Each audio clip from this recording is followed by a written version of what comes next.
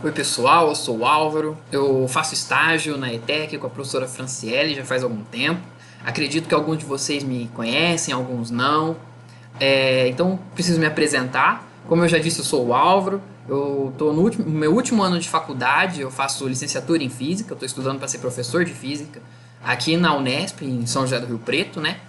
E é basicamente isso, e essa atividade ela faz parte desse estágio e também para apresentar para vocês um conteúdo diferente. Conversando com a professora, a gente chegou a uma conclusão que tem alguns conteúdos que não são apresentados que seriam interessantes de vocês ver, porque é um conteúdo muito legal, é um conteúdo que às vezes cai em vestibular, esse tipo de coisa, e é um conteúdo muito interessante porque ele aparece muito no dia a dia, as aplicações, então é interessante a gente pensar a respeito desse tipo de coisa. E a gente separou esse tema, montei as aulas, e eu vou disponibilizar para vocês em forma de vídeo, para que vocês possam ver e tal.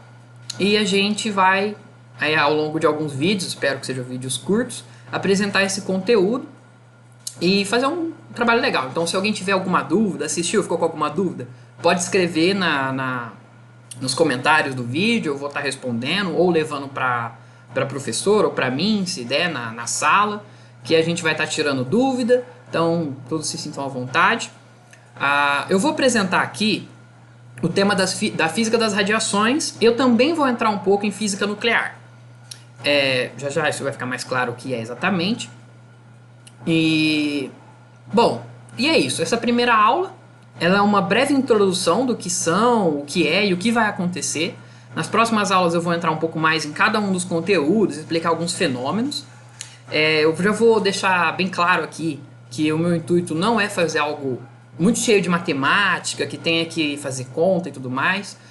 O intuito aqui é fazer um trabalho, apresentar bastante conceito, o que é de fato, né, a visão física daquilo, o que a gente chama de um trabalho qualitativo, né, com pouca conta e tudo mais. Então pode ficar tranquilo, se aparecer alguma equação eu vou tentar explicar o máximo que eu conseguir, e se não entendeu, sinta-se à vontade para perguntar, é comum. E vamos então para a primeira aula. Para falar de física das radiações, a gente tem que explicar primeiro o que é radiação, né? E radiação ela pode ser definida como energia em trânsito. Então, se eu tenho uma energia, né, um tipo de energia que vai de um ponto A até um ponto B, isso é definido como radiação. É o movimento da energia, por assim dizer. Esse movimento de energia ele pode ocorrer tanto em meio material como também pode ocorrer no vácuo. Então essa energia ela pode ser transportada em vários meios, né, como também pode ser transportada no vácuo. O que é interessante da gente notar que essa é uma diferença, por exemplo, do som. Que o som ele pode ser transmitido em alguns meios, mas ele não se transmite no vácuo, né? Então essa é uma diferença interessante das radiações e de como funciona. A radiação ela pode ser corpuscular ou ondulatória. Esse limite do que é corpuscular e o que é ondulatório, isso mais pra frente vai ficar meio vago. Não vago, mas vai ficar um pouco diferente quando a gente começa a tratar como onda-partícula, né? Quem nunca se deparou com aquela pergunta, né? Se a luz ela é uma onda ou a luz é uma partícula. Aqui a gente vai ver que a luz pode ser tanto onda como partícula. Então vai depender da forma como você está analisando isso. Então, em alguns momentos, luz é uma onda, em alguns momentos é uma partícula. Então, é nesse sentido que a radiação ela pode ser tanto corpuscular como ondulatória. E existem algumas classificações quanto à natureza disso. As radiações, ela também pode ser ionizante ou não ionizante. Isso também vai ser melhor tratado mais para frente, então eu não vou entrar em detalhes agora. Aqui embaixo eu coloquei algumas imagens de fontes de radiação. A primeira fonte que a gente tem muito comum no nosso dia a dia é o Sol. O Sol ele emite uma ampla faixa de radiações, né, que a gente vai também ver o que é isso. Outra fonte de radiação que a gente também já ouviu muito falar, por exemplo, são alguns elementos radioativos, como por exemplo o rádio, o polônio, o urânio, entre diversos outros que também vão ser apresentados mais para frente. Esses elementos eles apresentam radiação de uma outra forma, não é da mesma forma que o Sol, mas também emitem um tipo de radiação. E essa última, esse aparelho aqui, é um tubo de Crookes. Ele foi utilizado, historicamente, ele foi muito importante para a física, E ele foi utilizado para produzir os primeiros raios-x, que também é uma forma de radiação. O raio-x também vai ser mais apresentado mais para frente, mas o raio-x ocorre, a produção desse raio-x, do choque com essa superfície. Então, nesses 3 exemplos, a gente tem produção de radiações, que podem ser ionizantes, não ionizantes, e por aí vai. As radiações eletromagnéticas, que a gente conhece como radiações ondulatórias, né? O que são as radiações eletromagnéticas? Né? As radiações eletromagnéticas elas são formadas por um campo elétrico e um campo magnético. Eu não vou me ater em detalhes no que é um campo elétrico, o que é um campo magnético. Isso aqui ele vai ser bastante apresentado durante o ensino médio. Aqui eu coloquei mais para se ater ao detalhe de que essas radiações eletromagnéticas elas são formadas dessa forma. Então, o que é uma radiação eletromagnética? Basicamente, é a junção desses 2 campos.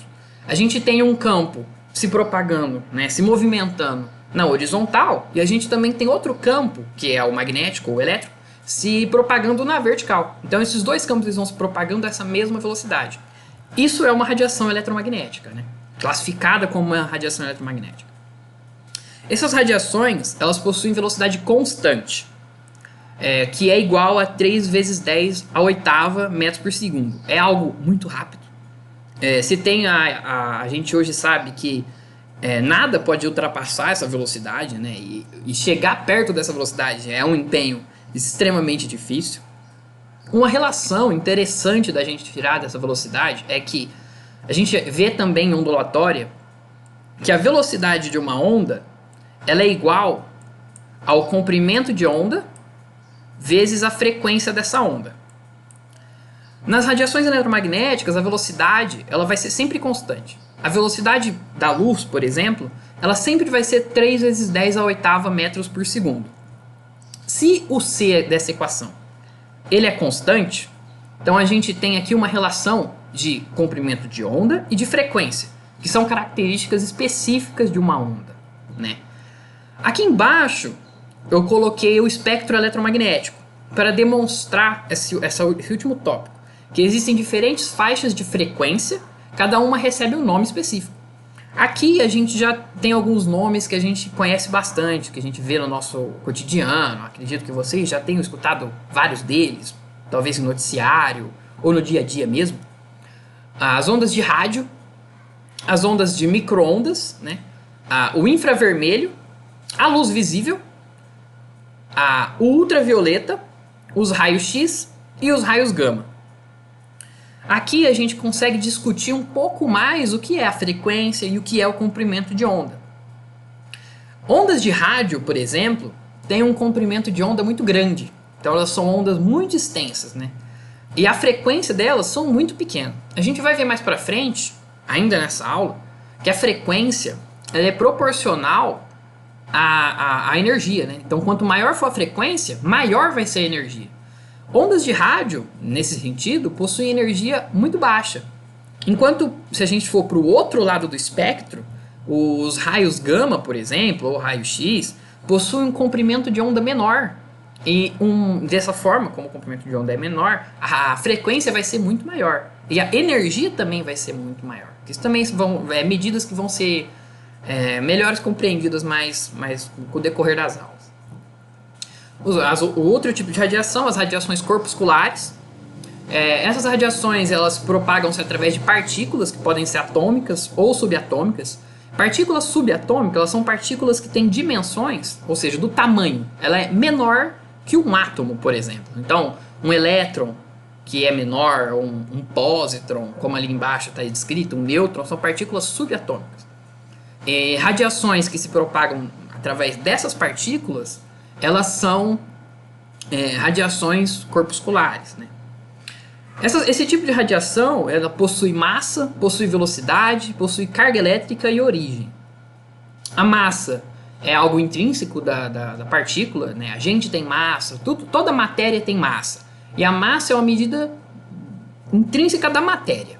A velocidade, que é a forma como ela, né, a forma como varia a posição, né, a velocidade, como dito lá atrás, a radiação ela é uma forma de deslocamento de energia, né? Então eu preciso que tenha velocidade para que isso possa se definir como uma radiação. Carga elétrica. Aqui é interessante notar que, por exemplo, nêutrons não possuem carga, mas ainda assim são radiações corpusculares. E origem, né? Todas essas radiações elas vão se originar de algum ponto, de algum local, tanto do núcleo, tanto da eletrosfera, que também vai ser explicado o que é cada uma dessas coisas. As radiações ionizantes e as radiações não ionizantes. Uma radiação ela é considerada ionizante se ela for capaz de arrancar um elétron de um átomo ou de uma molécula. Caso contrário, é considerada não ionizante.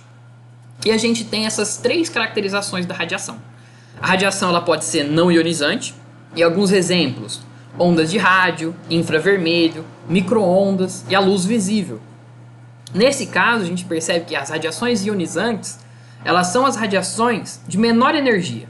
Olha aqui no espectro eletromagnético, né? As ondas de rádio, micro-ondas, infravermelho, luz visível, são dentro do espectro, são radiações que têm a menor quantidade de energia.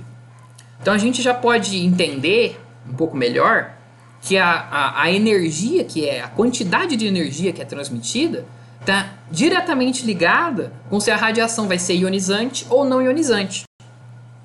Elas também podem ser diretamente ionizantes, que aí são partículas carregadas, que possuem carga, que aí são os elétrons, pósitrons, prótons e partículas alfa, né? Todas elas possuem carga. O elétron, carga negativa, e as demais, carga positiva. E elas também podem ser indiretamente ionizantes, partículas sem carga, né?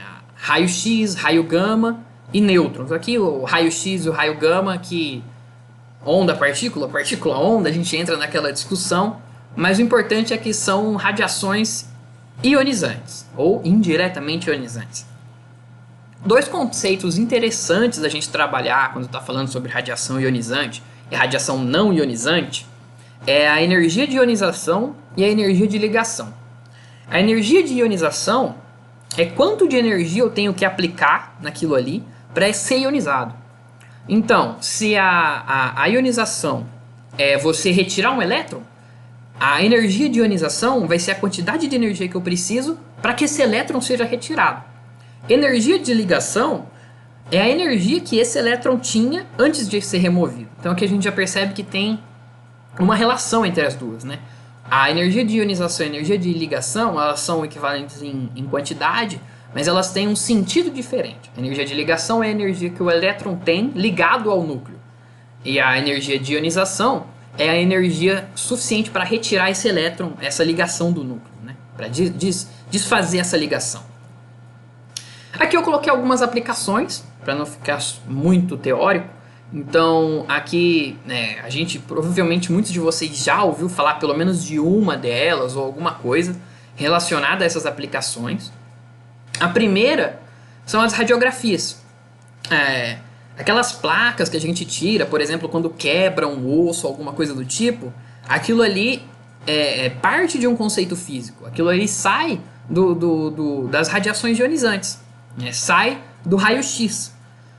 Outro exame que é super importante também no conceito da medicina é a cintilografia. Esse já é mais desconhecido, mas também é extremamente interessante. Porque, como a gente vai entender mais à frente como funcionam as radiografias, mas na cintilografia a gente consegue tirar a imagem do corpo de regiões onde o raio-X, por exemplo, não seria possível de ser feito. Na cintilografia, a gente ingere um remédio, um remédio que é chamado de radiofármacos. Esses remédios eles vão se aglomerar em alguns órgãos do nosso organismo, né, e vão emitir radiação. Essa radiação ela vai ser captada por uma máquina, alguma chapa, alguma coisa do tipo, e a gente vai conseguir analisar o que está acontecendo. Então, se a gente tem algum órgão, por exemplo, são órgãos específicos, que com um defeito, então a gente consegue um mau funcionamento, a gente consegue estudar isso e fazer um tratamento médico para curar a pessoa. Outro tratamento médico também é baseado nas radiações, são as radioterapias, que utilizam dessas radiações num tratamento de câncer, enfim, outras doenças por aí. Outras aplicações extremamente importantes das radiações são as aplicações industriais, né? A gente tem no contexto industrial algo que chama gammagrafia industrial. Essa gammagrafia, ela é basicamente a radiografia, só que feita em algumas peças, por exemplo, de um avião, como aqui. Isso se usa muito na aviação para ver se tem defeito. Então é algo que aumenta a segurança, né, de quem anda no avião. Porque se tiver alguma rachadura, alguma imperfeição muito pequena, já aparece nessa gammagrafia. Então é uma aplicação muito importante no conceito da aviação, por exemplo, entre outros. Outra aplicação interessante é a irradiação de alimentos. Esse aqui é esse desenho que está aqui é uma marca, né, que é colocada geralmente em embalagens de alimentos que foram irradiados, né?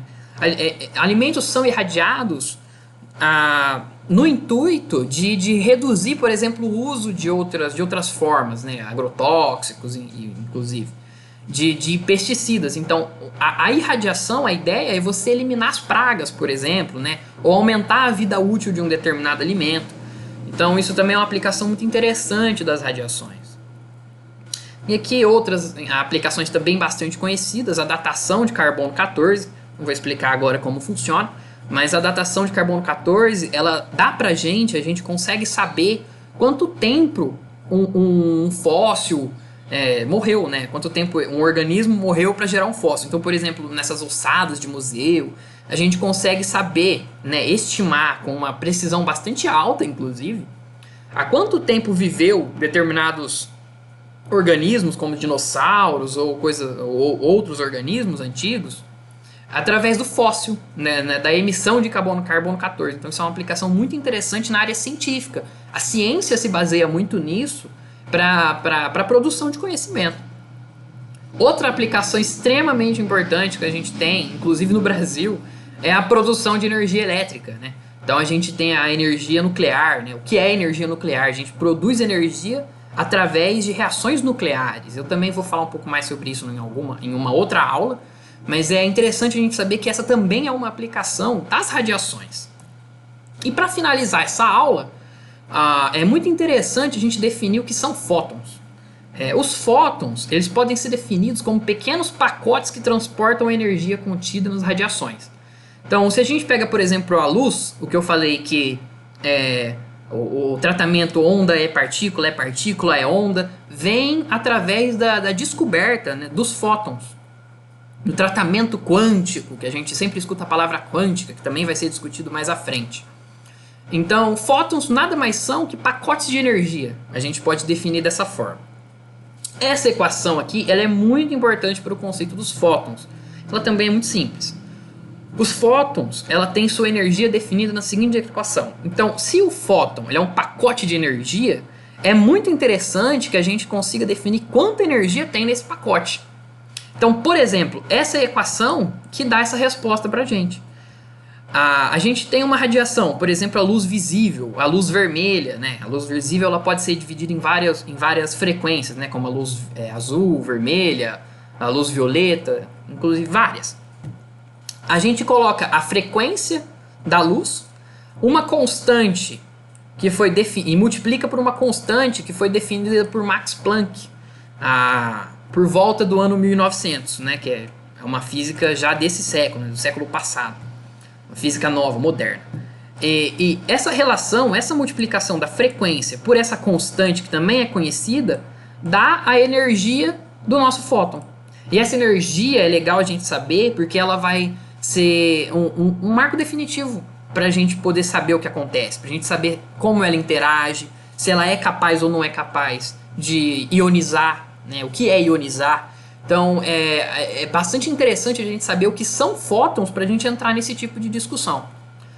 Mais para frente eu vou explicar novamente, mas por essa aula eu queria fazer isso, né? Eu queria fazer uma abordagem mais ampla do que é cada uma das coisas. Nas próximas aulas vai ser mais específico, então alguns pontos que ficaram soltos vão ser explicados. Mas se alguém teve alguma dúvida nessa aula, Pode se sentir à vontade para perguntar, tá? Não tem problema algum. Pode perguntar no comentário, pode perguntar na aula, da forma como achar melhor. E essa foi uma introdução. E mais pra frente a gente vai entrar mais em cada um desses assuntos que eu tratei de uma forma mais física, né? O que é esses conceitos, o que é esse fenômeno, que é uma coisa bastante interessante da gente estudar. Então por agora é só. A gente se vê na próxima aula. Obrigado, pessoal. Até mais.